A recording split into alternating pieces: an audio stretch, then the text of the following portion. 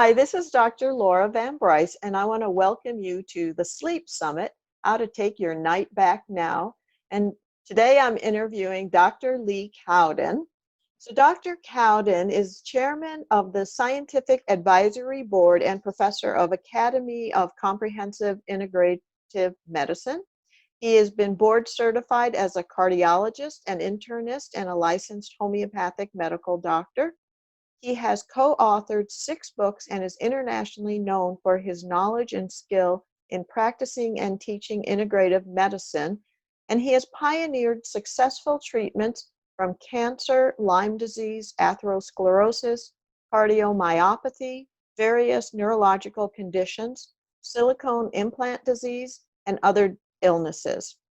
He gives credit to God as the ultimate source of all healing, and his website where you can find him is www.drleecowden.com. Welcome, Dr. Cowden. Thank you for having me on. How are you doing today? Good. I'm excited to be here with you. Excited that we're getting this going. And today we're talking about EMFs and how they impact sleep. So can you tell us a bit about EMFs, what that actually means, and how it impacts sleep? Yeah. EMF stands for electromagnetic field. It's a radiation that is man-made, and there's lots of different sources of man-made electropollution that are poisoning people, oftentimes without their even realizing it. And as an example, most people have Wi-Fi going in their house all the time, which is going not just into their computer, but through their body on a continuous basis. And the cordless phone and the electric smart meter and the radio frequency burglar alarm system and the dirty electricity and on and on. So there's lots of different sources for that electropollution that a lot of people are not aware of at all, but should be, because it's probably one of the biggest stressors on the body. Got it. Okay. And can you tell us a little bit more about how it impacts sleep? Yes, there's a variety of ways, but the first thing that I would say is that the body is not a bag of chemicals like some people believe, or some doctors even believe, but it's a very sophisticated electromagnetic instrument. And the proof of that is, looking at the electrocardiogram to see the electrical activity coming from the heart, or the electroencephalogram to see the electrical activity coming from the brain, or the electromyogram to see the electrical activity coming from muscles, or the nerve conduction velocity study, seeing the electricity coming out of the nerves, the peripheral nerves. And there's every cell in the body produces electricity. The cells maintain their viability by the electrical charge across the cell membrane. Excuse me, got a little frog. So the normal charge of a cell should be minus 70 millivolts, but if a cell becomes sick, then it loses its transmembrane electrical charge, and so the voltage across the cell membrane might go down to minus 50 or minus 30 or minus 10 even. And the lower that voltage becomes, the sicker that cell becomes. Now, when we get pounded with electromagnetic frequencies, we're causing a continual stress on the cell membrane, which causes continual depletion of the potassium inside the cell, which maintains the electrical charge across the cell membrane. And so then that results in disease. Now, the electroencephalogram tells us that the brain should operate at about 0.5 to 3 hertz during the night when we're in delta wave sleep. Our physical body can only heal significantly when we're in delta wave sleep, the lowest frequency. And typically, a healthy person will have about 30 minutes of delta wave sleep 3 or 4 or 5 times per night. But I've seen EEGs, electroencephalograms, where there was not one delta wave period during the entire night in people that were being exposed to electromagnetic fields. because the electromagnetic field around the person entrained their brain into a higher frequency, and their brain could never overcome that to go into the lower frequency that was necessary for healing of their physical body. When the physical body can't heal, then you get disease. Also, when you can't get delta wave sleep, you can't get REM sleep. Rapid eye movement sleep almost always follows a period of delta wave sleep during the night, and the rapid eye movement sleep is what helps to heal our psyche, helps to heal our emotions. And so if we don't have that dream sleep, that rapid eye movement sleep, then we build up toxic emotions continuously to the point where we finally become gravely ill from anxiety, depression, and other psychological illnesses. I also understand that during sleep, at some point, our brain does a detoxification of itself. It Uh, should if it goes into the delta wave period, but a lot of times the brain doesn't even heal itself because it doesn't go into that slow, restful type of brainwave. It stays in the beta or higher wavelength, which is not very conducive to the healing of our brain during the night, and so that's another problem from the EMF. uh-huh. So it makes a lot of sense not to have things in our bedroom, for instance, that create EMFs. Um, what are some of those things, and is it good enough to just get them out of our bedroom, or do we need to do something more? Well, uh, if you talk about Wi-Fi, for example, the Wi-Fi usually has a broadcast range of at least 150 feet, sometimes 300 feet. So your Wi-Fi, you'd have to own a very big house, and you'd have to have the Wi-Fi at the opposite end of that huge house in order to not be significantly affected by it in your bedroom. Hmm. So that didn't work. The radio frequency burglar alarm systems also have, a fairly sizable radius or range, and cordless phones. If you go out in the yard, your cordless phone will still ring, so that means it's still zapping you, from way out there in the yard, and so on. So the dirty electricity falls off fairly quickly. A lot of people don't know what dirty electricity is, but uh, the wall current at the head of the bed should be uh, about 60 hertz, 60 cycles per second, which is way up above beta and gamma range, and is not conducive to healing of the body at all. But the 60 hertz that goes from the power company through your neighbor's house, while it's in the neighbor's house, your neighbor has plugged in a charging device. Let's say a charger for the cell phone, a charger for the computer, a charger for some other device. And that charging device takes the 120 volts of electricity that's coming through that wire, and it takes little bites of it. So it takes a bite, and then it stops biting for about whatever 90% of the time, and it takes another bite, and it stops biting for 90% of the time, and it takes another 10% bite and stops biting for another 90% of the time, and it's doing that biting many times, usually hundreds of times per second, sometimes 1,000 times, more than 1,000 times per second. Every time it takes a bite and stops taking a bite, it puts a pulse into the line that goes from your neighbor's house into your house.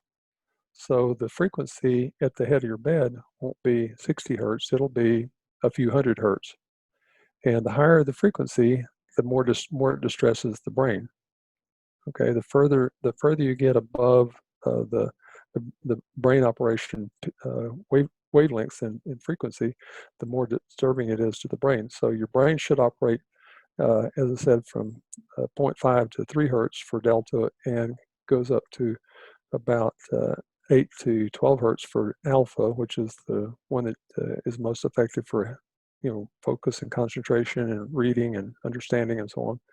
And then the beta is the excited brainwave state that goes from about 12 hertz up to about 30 hertz. And then from 30 hertz up to about 45 hertz is gamma. but again, we're above all of that. We're even more distressing to the brain than what the brain can make itself. So, what do you recommend we do about this? Well, as far as the dirty electricity, you get a inexpensive meter, which you can buy for about $35 off the internet, and you take what we call X, Y, and Z axis readings. And I'll just show you. So if this was a meter this way, if you take a reading this way, it's a different reading than if you take it this way, or if you take it this way. Oh, Okay. pick your Okay. thing up a little Yeah. higher. That way Yeah. I can see it Yeah. better. Yeah. Okay. Yeah. So if you put this meter, my cell phone is a make-believe meter, and Hmm. you put that meter at the head of your bed on the corner, on your corner of the bed, top corner of the bed. You take an X reading, you turn it this way. You take a Y reading, and you turn it this way, and you take a Z reading. Hmm. So this reading is going this way, this reading is going that way, and this reading is going that way. Okay, so it's a three-dimensional reading, and if any of those readings are greater than 0.2 milligauss with that low frequency meter, that's too much for brain health. And so you go to the master breaker box and turn the master breaker off, and you go back and take your reading again, X, Y, and Z, and you see that maybe they're all normal. They're all 0.2 or less. You say, oh, well, it's all coming from inside my house. Maybe you go back and take a reading again, and they haven't changed at all. That means all the problems come from outside your house if you have the master breaker off. But if it came down some, or all the way, then you know that some of it's coming from inside the house. So you go back and turn the master breaker back on, and you turn the individual breakers off one at a time until you see one drop the reading that was abnormal, this way, or this way. If it drops the reading, then you leave that breaker off and start turning others off until you get enough of them off so that the total is the same as when you had the master breaker off. When I did this in my house out in Phoenix a few years ago, I found that I had to turn off 4 breakers. My bedroom was on the second floor, and I had to turn off the breaker to the kitchen lights in the ceiling of the floor beneath me.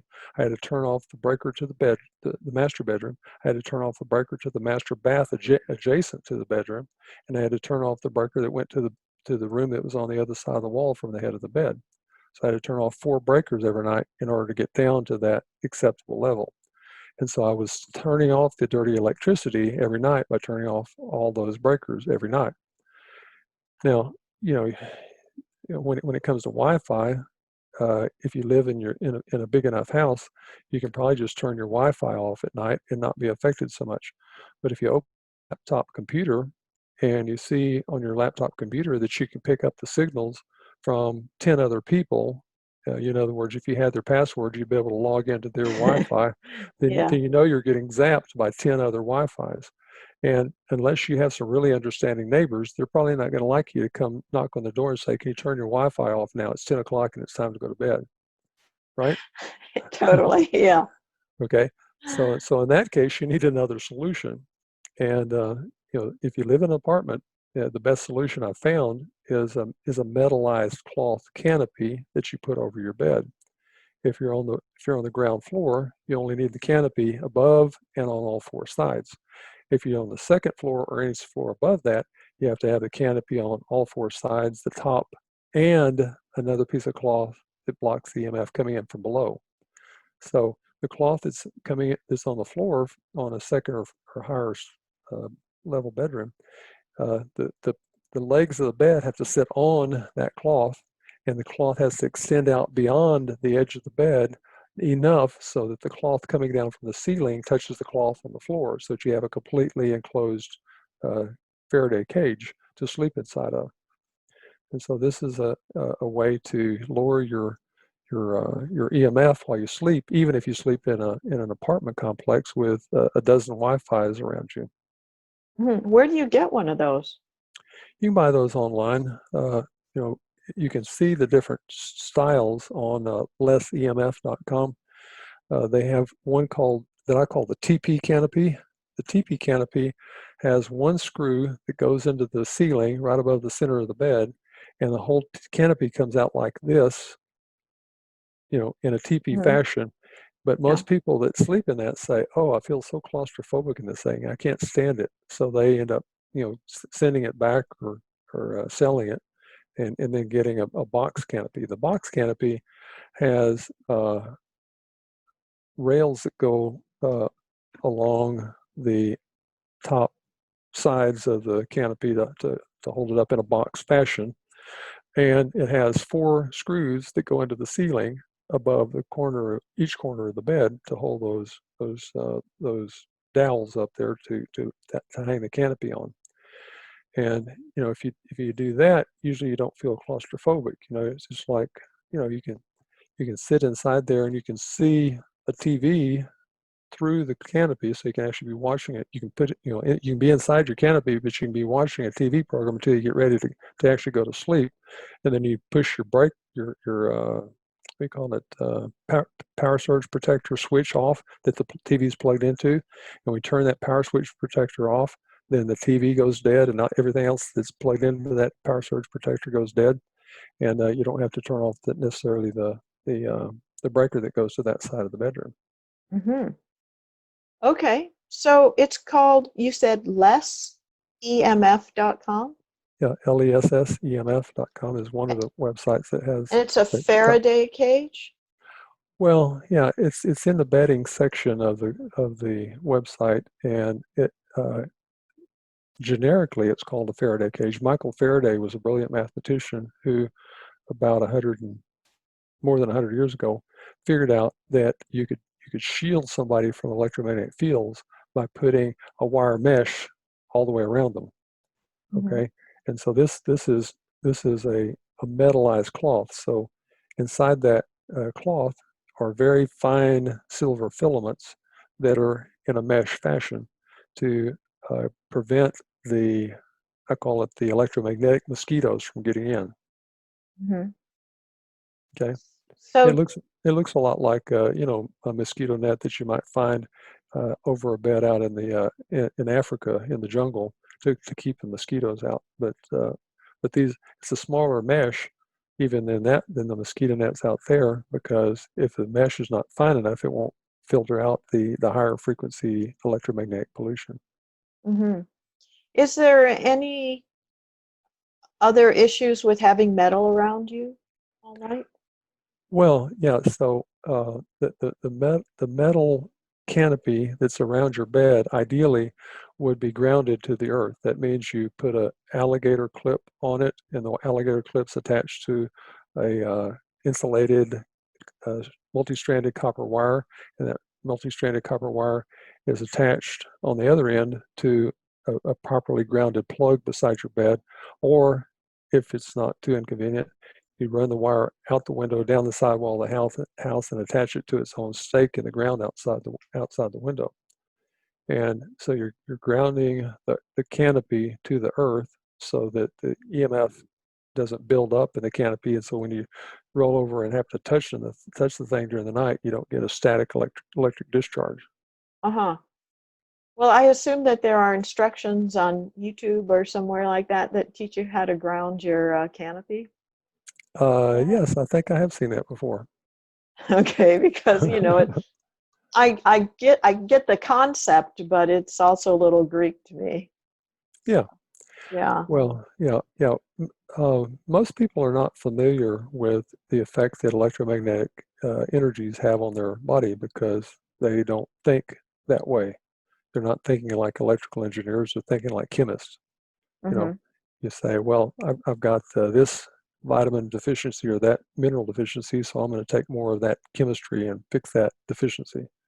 Mhm. But with electromagnetic, it's typically uh, that there may be a deficiency of the charge across the cell membrane, as we talked about earlier, but there's usually an excess of another frequency that's causing that depletion, and the other frequency is usually the conveniences of our present day world. The Wi-Fi, the cordless phones, the burglar alarm systems, and so on. Mhm. Got it. Okay. Yeah. So, is that Faraday cage fairly inexpensive, or is that kind of pricey? And are there inexpensive ways for us to protect Well, ourselves from yeah, EMF? yeah, yeah. You can make a makeshift Faraday cage. It's not very pretty, but it will work fairly well. But from off of the internet, you can buy Mylar sheets, MYLAR sheets, and they're usually called emergency blankets. An emergency blanket's about 4 or 4.5 feet wide and about 7 feet long. And if you use some duct tape to overlap the two of these sheets together and then tape them together so that they're overlapped, and you make a box to go over your bed, they'll be completely enclosed also from the EMF, certain levels of the EMF from that as well. And you can build that for probably $20 or $30, but not the the the the nicer looking ones are about $1,000. So Oh, some got some it. some Uh-huh. people will say, "Oh, I don't have $1,000, but I can tape together a bunch of stuff and build me a PVC frame to go over my bed to hang it on." Ah, I see. Yeah, got it. Um, those are pretty light tight, like it'll be pretty dark in there then. If you put the Mylar sheet over your bed, it's going to be really dark inside your bedroom. But that's a good thing because, as you probably know, if a person's sleeping with any kind of light coming into the bedroom while they're sleeping, they don't get melatonin release from the pineal gland during the night. And when they don't get melatonin release, they don't get the stimulation of their hypothalamus to produce the releasing hormones. They don't get the stimulation of their pituitary to release the other hormones that stimulate all the other endocrine glands of the body. So just by one little light, other than a faint red light coming into the bedroom, will prevent the release of the melatonin. Hmm. Okay, good to know. Good to know. We're doing the sleep summit. We want the best sleep. Yeah, absolutely. Yeah. Are there things that people can do to become less sensitive to EMFs? Yes, most people that are highly sensitive to EMF have a large amount of heavy metal accumulated in their body. The most common heavy metals that we find are aluminum from almost everybody because there's aluminum being sprayed in the chemtrails or the geoengineering trails in the air by the military planes.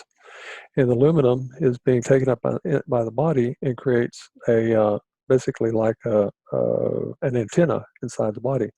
So, the aluminum inside the body or any other heavy metal inside the body attracts the electromagnetic pollution from the environment.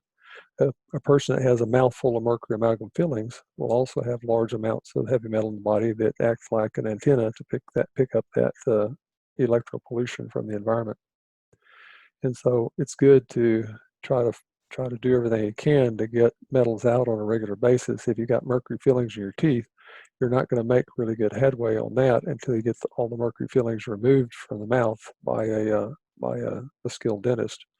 I think you're in Southern California, if I'm not mistaken, but there's a dentist down in Tijuana, Mexico, that will remove the mercury amalgam fillings skillfully for about one-third the cost of the dentist in the United States.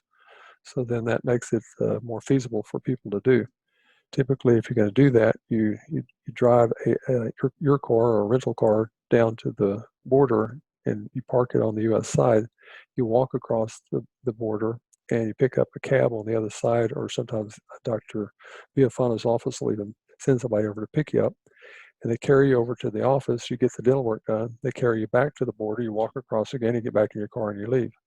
So doing it that way, it's fairly safe. You just want to make sure if you're not going to take uh, the van sent by the clinic over for you, that you find out some details about the people that are in the cab, because sometimes the people in the cab are not the drivers of the cab. They stole the thing. Oh dear.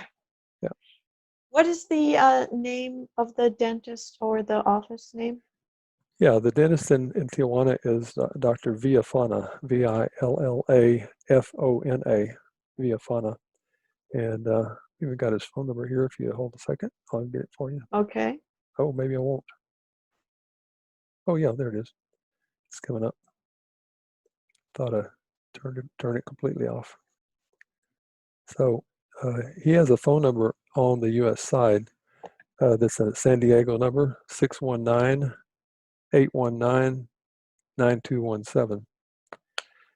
And I've used his services for 20 years, and he does an excellent job and does it very affordably compared to dentists on the U.S. side. Great. That's good to know. Thank you very much. Yeah. So basically, do you have, it sounds like doing heavy metal detox is also a good way to desensitize yourself from EMF. Do you have any particular heavy metal detox programs that you like? Yes, I think that everybody should probably be on some chlorella if they can tolerate it, some cracked chlorella on a daily basis by mouth to bind up the metals in the gut. The way the body processes and releases metals is mostly through the liver. And when the liver processes metals, it packages those up with some glutathione usually, and the heavy metal glutathione combination gets dumped by the liver into the gallbladder and bile ducts, and from there into the small intestine. And as the uh, heavy metal glutathione complex works its way down through the intestine, bacterial metabolism oftentimes releases the metal from the glutathione and allows it to be reabsorbed. But if you have chlorella in your gut, chlorella will bind the heavy metal as it's being released from the glutathione, and it'll be trapped irreversibly inside the cracked chlorella, and the cracked chlorella organism, dead organism, will go into the toilet carrying the metal with it. So most people, should be on something like that on a regular basis. If a person can't tolerate cracked chlorella, then the BioPure USA does sell a zeolite product that works pretty well and doesn't have significant amounts of heavy metal in it. Some of the zeolite products on the market do have heavy metal in them. But again, if you have mercury amalgam in your teeth, it'd be best to try to get the mercury amalgams out. Start taking the chlorella to bind the mercury that's in the liver and the gallbladder and in the gut. And then whenever you've gotten the load down a bit, then go try to get some of the mercury amalgams out of your teeth and replace those with plastic composites. And the composites don't have any metals in it and won't continue to poison the body. The aluminum will come out of the body some with the chlorella, but not terribly well. The best thing I've found to get the aluminum out of the body is a topical treatment called detox deodorant. Detox deodorants from Herbalix, Herbalix. That's a company up in Seattle, Washington area. And the way that the detox deodorant works is that you paint that on the soles of your feet. And by the way, it causes a lot of mobilization of metals from the body. So it's usually not a good idea to paint both soles the first night. Maybe the first night you paint half of one foot, and the next night the other half of that foot, and the next night the foot and a half, the third and the fourth night the soles of both feet, and then you take a 3-day break. The body needs a time to re-equilibrate every week. So usually 4 days on and 3 days off. And then the next, after that 3 days off, you go back on the Herbalix on the soles of both feet, but you start applying it to the medial ankle on one side, then the medial ankle on the other side, then the medial calf on the other on one side, and then the medial calf on the other side. And then you take another 3-day break.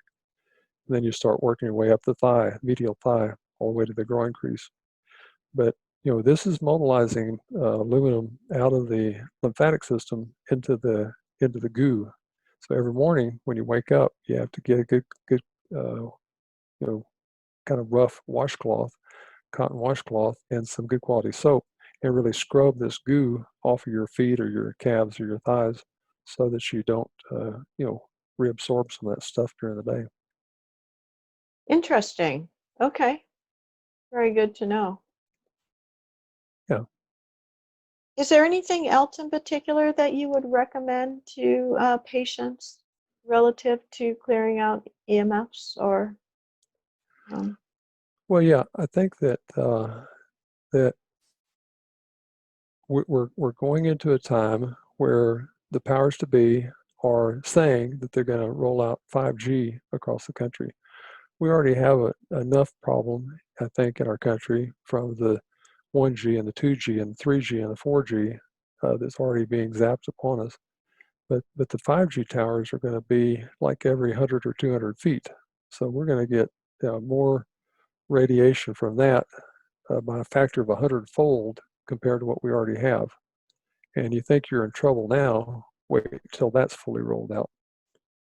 The highest incidence of viral illness in the world right now is in the cities that have the highest rollout of 5G, including Wuhan, China, and New York City. So if you want to be continually locked down in your house from viral illness, then don't do anything at all about the 5G. But if you don't want to be locked down for the rest of your life in your house, then you might want to do something proactively to keep the 5G from coming into your community. Mm-hmm. Do you have specific recommendations for people around that? I do.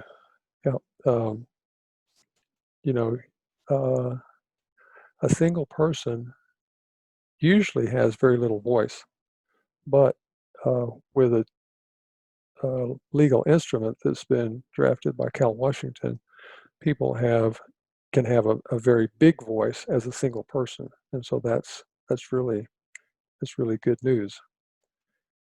If a person goes to his website, Empower Movement, INPOWERMOVEMENT.com, empowermovement.com, he has methods to send legal notice to people that are trying to harm you. And it's called a notice of liability. Now, he's not going to give you a whole lot of detail about how to do that in front of the firewall, but if you become a 3-month member of the empowermovement.com for $31, then you're able to access the information about how to create such a document to protect yourself from the electric smart meter being put on your house or the 5G being put out in front of your house. And this is working really, really well in Canada, in Washington State, in the UK, and it's just about to roll out across the United States. And who is he? Cal Washington is a pro se litigant. Is Oh, okay. a man who's educated himself about the law. He's not an attorney. Got it. Okay. But I before I learned of Cal and his movement, I was extremely concerned about the future health of all people on the planet, because the powers to be want to see the 5G rolled out across every city on the planet so that they can put the Internet of Things in place so that they can keep track of everyone at every moment. And so if you value your freedom, you want to get rid of 5G. If you value your health, you want to get rid of 5G.